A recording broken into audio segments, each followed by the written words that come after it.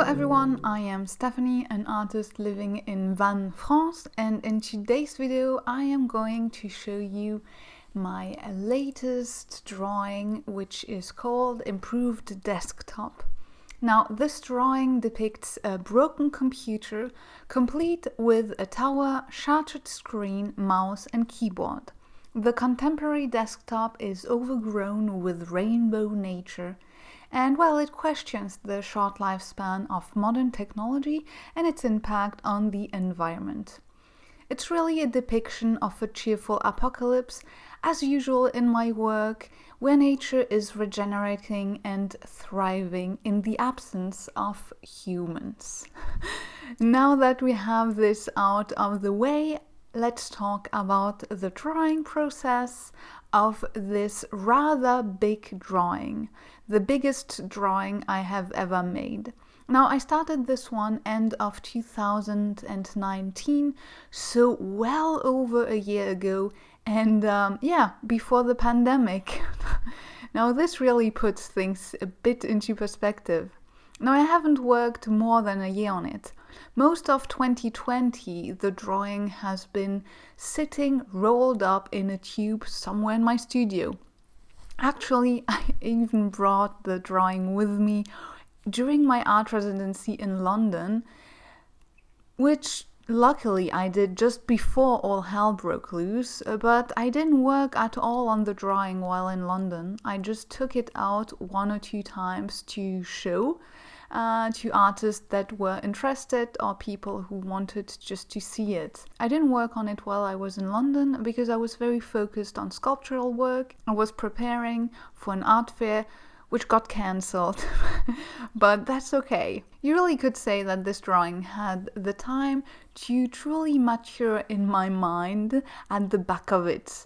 I started this one on a whim, mostly because I had these enormous paper pieces at home, which were left over of my architecture studies. Really, on these papers were rendered of projects, architecture projects, which honestly were not that good. I mean, I did a few good things during my studies, but these specific ones on that paper were really not great. But let's not dwell on that. So the paper is actually upcycled, which adds just a little bit more in terms of meaning to my artwork. Now, in 2019, I had finished the mural painting, or the whole room, the rainbow room. And I was really yearning to work bigger at that time. So that big piece of paper really filled that craving. Now, the paper is printed paper. It's not watercolor paper. So I quickly decided to use colored pencils for the colors on this one. Even though colored pencils are not a medium I usually use, nor truly master, but it was really something I wanted to start and do and have fun, so I didn't really overthink it. In general, when I don't overthink my work, it's better than when I think too much about it. But yeah, that's probably another topic. Now, after having done a part of the drawing with dip pen and ink, which, is the usual approach I am having, I dug up my 20-year-old set of Polychromos pencils and, just started. Now, I received this 36 colored pencil set on my 14th birthday. It was something I had dearly wished for at the time, and I was overjoyed to receive it, even though some of my friends at the time gave me an odd look as I unpacked that specific birthday gift. It was more a time where you would ask for computer games than art supplies. But I am right, it was a good choice. Back then, and truthfully still now, I constantly drooled over these perfect rainbow sets in art supplies shop vitrines. Rainbow arranged art supplies really make my heart sing. I never was much of a drawer back then, however, and preferred to paint, and later on discovered sculpture, which ended up becoming my primary medium of expression. But I still used it a bit, but not that much. That's why I still have that original set from back then. But back to our current time. Now, I started this gigantic drawing with colored pencils. As I mentioned previously, many months went by where I did not see nor touch it until I brought it back out in October 2020.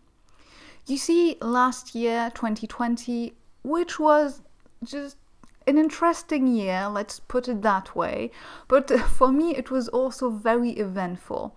I participated in a few art group shows and had some client work to do, and overall I did a lot of working and didn't have much time off, to be fair.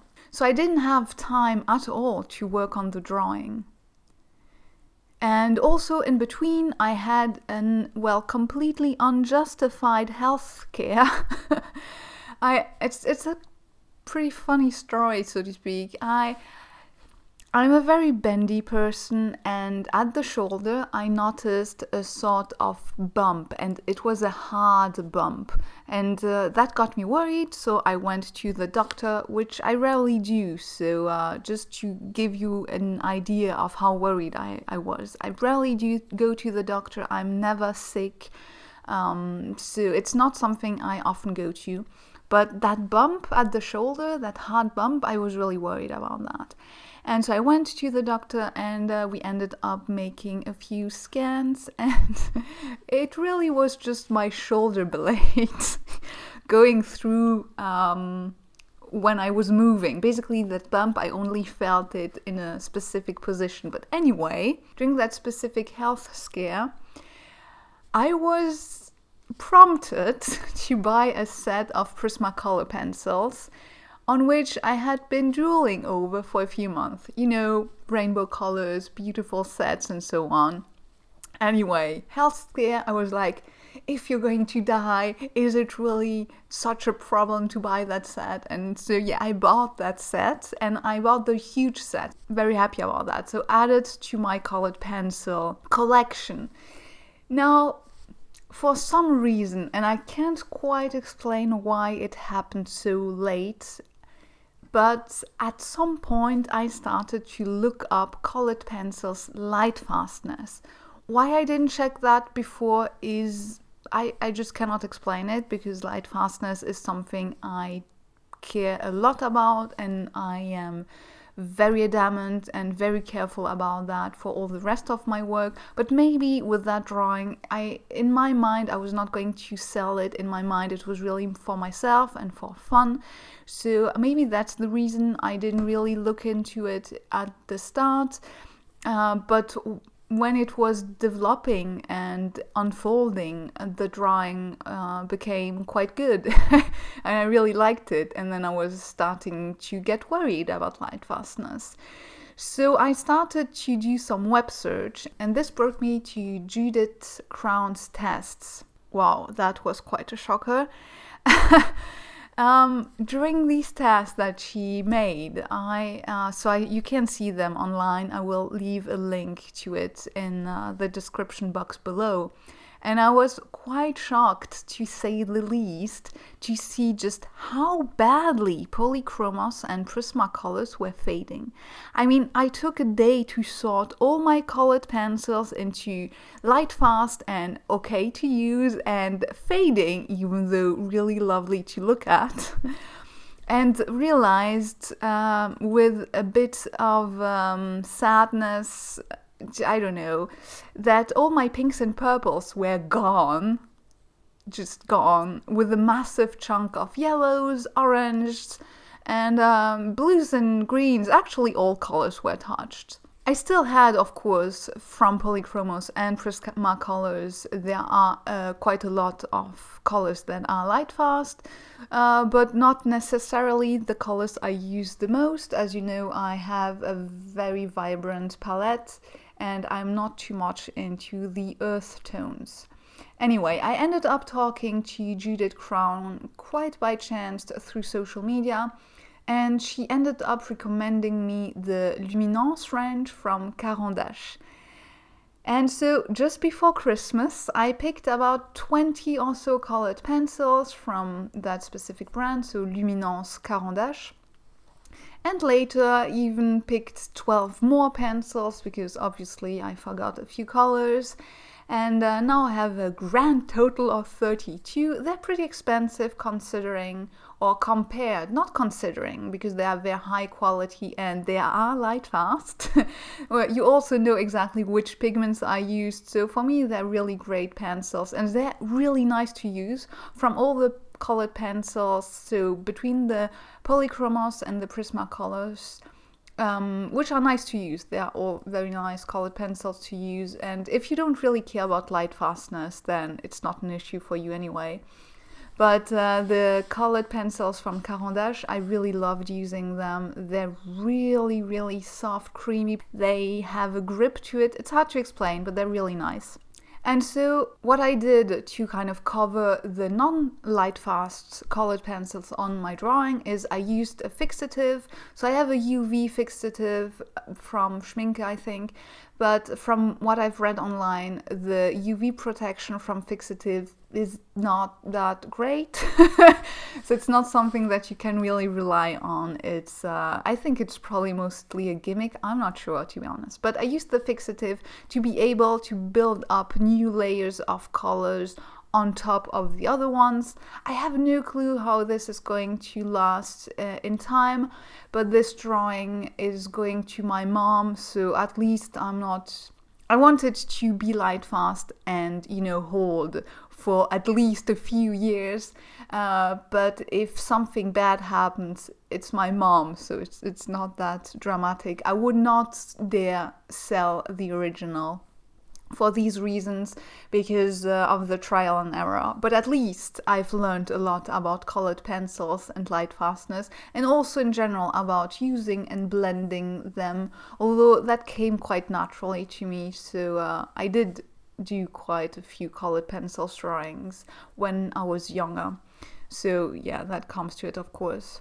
Now, working on such a large scale drawing is also and always an experience in itself, because your work improves during the process, especially when you work on it for such a long time. You improve as an artist, and so you can see the improvements onto your drawing, and then you end up liking certain parts of your drawing more than others, going back to certain parts to readjust them, and so on. And that's always quite interesting.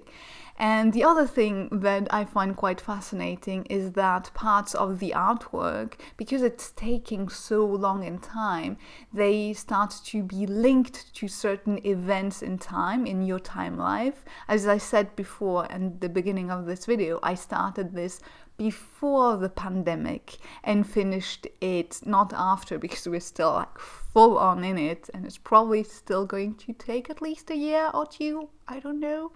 But you see, there's something interesting about that suddenly an artwork, if it takes a year or 2 years, is linked to things that happen in your life. And I find that especially interesting because it makes it that much more personal for you. Not so much for the viewer who doesn't know your life, but at least for you as an artist. I find that, I don't know, something interesting to think about. It's also incredibly fun to work on such a bigger artwork, because you have it in your studio or home, and so it's a permanent decoration over time, so that's really nice. It adorns, and you slowly build it up. So yeah, colored pencils, something I didn't really work with until 2019, and something that I now really want to implement in my further and future work.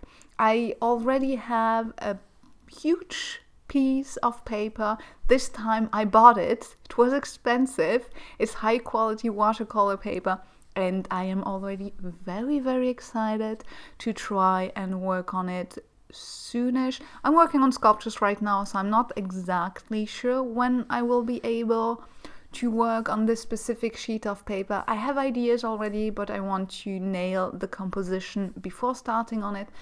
That's also something I didn't talk about during the process. I did start to make composition drawings before attacking the drawing. So what I did was the composition of the computer, so the tower, the screen, the keyboard and the mouse, and then the rest came more organically. So I tend to have like a composition of the bigger lines of the drawing, and then I build up slowly all the natural growth, because I often don't know myself where I'm going, and I always go back to reference pictures and go back to studying the natural world to find certain shapes or certain plants or insects or whatnot that would fit in certain areas of the work. I hadn't finished the drawing in October yet. The whole top part was added much later, because I just had no clue what I was going to do there, and I really had to go back to reference and using Pinterest quite heavily to find pictures of plants or insects or flowers that I found inspiring. And after doing a few studies on them, I used these studies for my drawing and implemented them in it. So yeah, composition is something that is important, but I feel like every artist has a different approach to it. Some artists are very precise in composing the artwork, and they work a lot with geometry and calculating, and really nail all the details before attacking the final artwork. And some don't do any composition at all, or not much work prior, and they just go with the flow. And I'm a bit in between. So I usually try to have a general composition, so I know more or less where I will place things, and then the rest is more flowing, because it just annoys me or it bores me. I find it boring to put too much work in studies or the initial composition before starting to do the actual artwork. So yeah, that's pretty much everything I had to say for today's video. It's actually a bit longer than me talking. It's a really long video because there was so much footage. I actually had about 6 hours of footage, and crazy, I know. So I had about 6 hours of footage and then reduced it in those 24 odd minutes. I upped the speed by 1,000 and sometimes 1,600 or 1,800 times, something like that. So I could show most of the drawing, but in a much shorter period of time. I'm sure some of you would love to see those 5 hours, but I think most of you really don't. So I'm going to leave you with the rest of the video and some music from Amarante. I really hope that you enjoyed the video so far, that you enjoyed the talking and to learn a little bit more about the process, and that you also enjoy seeing the artwork unfold and the music later on. So if you liked it, please give it a thumbs up, comment, share, subscribe, and I will see you in my next video. Bye!